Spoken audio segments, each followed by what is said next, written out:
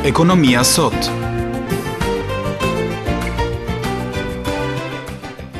Përshëndetje të nderuar dëgjues, dëgjohemi së bashku sërish sot në emisionin Ekonomia për të sjellë si gjithnjë zhvillimet më të fundit ekonomike. Ne do të sjellim rubrikën Analiza ekonomike, ku gjatë ditës së sotme do të flasim për sa i përket skemave mbështetëse për biznesin, gjithashtu do të jemi me lajmin ekonomik dhe këmbimin valutor.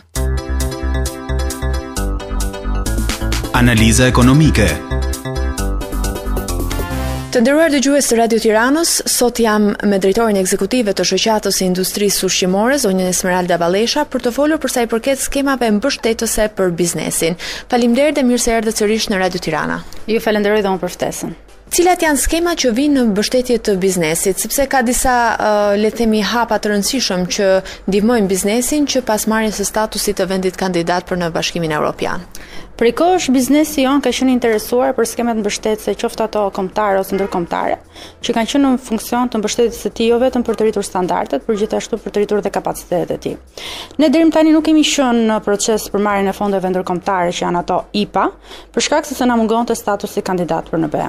Gjithsesi Bashkimi Evropian ka bërë një lloj ndryshimi, ka vendosur IPA-RDLAI, i cili u hap para 2 vjetësh, dhe i cili mbështente me anë të pikërisht këtyre fondeve IPA bizneset shqiptare atyre të industrisë ushqimore. Por sigurisht pikërisht se neve tani kemi marrë statusin e vendit që vjen, nga viti që vjen presim që të marrim më shumë fonde në dispozicion, të cilat ato do alokohen si për skemat kombëtare, ashtu sikurse edhe për skema ndërkombëtare. Ndërkohë ju keni nisur një fushat për sa i përket informimit të bizneseve për të përfituar nga këto skema. Ku konsiston kjo fushat dhe prej sa kohësh ka nisur? Fillim të këtij viti, ne në bashkëpunim me Risi Albania, i cili është një organizatë kjo e cila merret me punësimin e kryesisht të rinjve, ka qenë interesuar për të marrë vesh se cilat kanë qenë disa nga skemat kombëtare dhe ndërkombëtare, të cilat janë në funksion dhe mbështetjes së biznesit. Biznesi në vazhdimsi është në koherencë me skemat që mund të ekzistojnë, por nuk e di se cilat ato mund të jenë. Atëherë çfarë bëmë neve? Ne bëjmë një lloj si tip studimi për të verifikuar se cilat ishin skemat që ishin në ndihmës të biznesit. Disa nga skemat që dolën ishin ato IPA-RDLAI-ku, i cili është ndërkombëtar, por gjithashtu dhe skema kombëtare që janë ato që varen nga AZHBR-ja, pikërisht nga Ministria e Bujqësisë, AIDA, por dhe skema të tjera mbështetëse.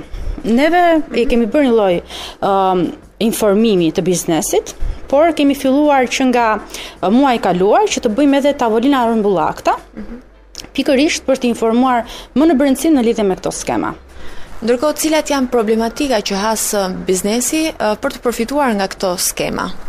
Atëherë në këto takime të informuese që ne po zhvillojmë, i pari ka qenë 27 nëntor në Fier, kanë qenë aty të pjesëmarrës biznese nga Fieri, Vlora, Lushnja, Berati.